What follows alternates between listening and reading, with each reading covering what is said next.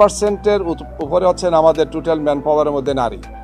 এটা অন্য দলে আমার মনে এতটুক নাই। আমরা আরেকটা প্রস্তাব দিয়েছি, যেটা ইউনিয়ন পরিষদ নির্বাচনের ক্ষেত্রে আপনারা দেখবেন আমাদের সংস্কার প্রস্তাবে আছে, যে 9 জন যেখানে মেম্বার থাকবেন পুরুষ, আমরা বলেছি যে 9 জন মহিলা মেম্বারও থাকা উচিত। যেহেতু দেশের অর্ধেক নারী, তাদের সেবার জন্যে নারীরা সমান সংখ্যক হওয়া উচিত। ইউনিয়ন পরিষদ হচ্ছে সেবা দেওয়ার সবচেয়ে গুরুত্বপূর্ণ প্রতিষ্ঠান তৃণমূল পর্যায়ে, এবং এটা আমাদের একমাত্র প্রস্তাব। ইউনিয়ন পরিষদ তো দলের জন্য না, ইউনিয়ন পরিষদ তো দলের জন্য না। ইউনিয়ন পরিষদ হচ্ছে তৃণমূল পর্যায়ে সেবা দেওয়ার সবচেয়ে গুরুত্বপূর্ণ মাধ্যম হচ্ছে আমাদের ইউপিটা, ইউনিয়ন পরিষদ। তৃণমূল থেকে নারীকে প্রার্থী করার ক্ষেত্রে কোনো পরামর্শ আপনাদের কাছে আসে নাই? আসলেও নারীদের অনেকেই অক্ষমতা প্রকাশ করে, এই ধরনের কারণে আমরা কাউকে চাপিয়ে দেই না। আমরা সামনে প্রস্তুতি নিচ্ছি, আপনারা পাবেন ইনশাআল্লাহ।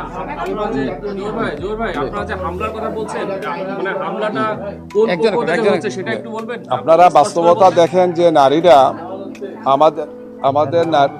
আমাদের নারীরা আমরা কি পরিবেশ দিতে পেরেছি, আমরা কি নারীদেরকে পরিবেশ দিতে পেরেছি? এই সমাজ তো পারে নাই।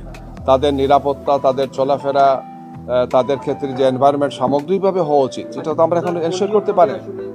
সত্য একটি কথা, সম্পূর্ণ অসত্য একটি কথা এবং অসত্য একটা দাবি যে মহিলারা গিয়ে এনআইডি চেয়েছেন, মহিলারা গিয়ে বিকাশ নাম্বার চেয়েছেন, এই ধরনের কোনো ঘটনা কোনো জায়গায় ঘটে নাই।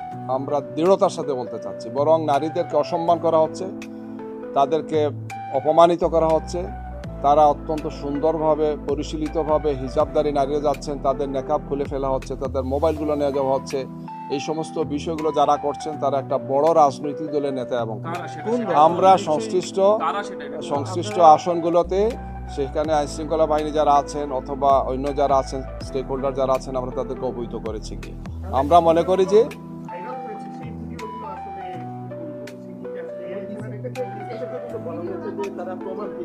জি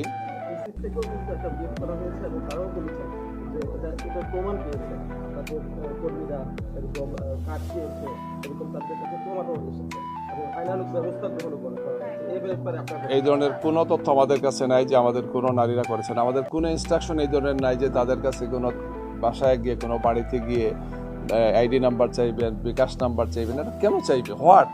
একজন নারী কেন গিয়ে এটা বলবে? পুরুষও তো বলে না, এটা নারী কেন বলবে কি?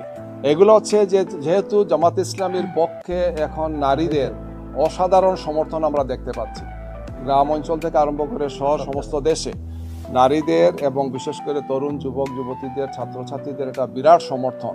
এই আমাদের ধারণা এইটার কারণেই একটি বড় দল এই সমস্ত আচরণগুলো তারা করছেন, নারীদেরকে ভয়ভীতি দেখানো, তারা যাতে এই রাজনৈতিক কার্যক্রমে, নির্বাচনী কার্যক্রমে যাতে তারা আসতে পারেন, ভয়ভীতি পেয়ে যাতে তারা ঘরে বসে থাকেন।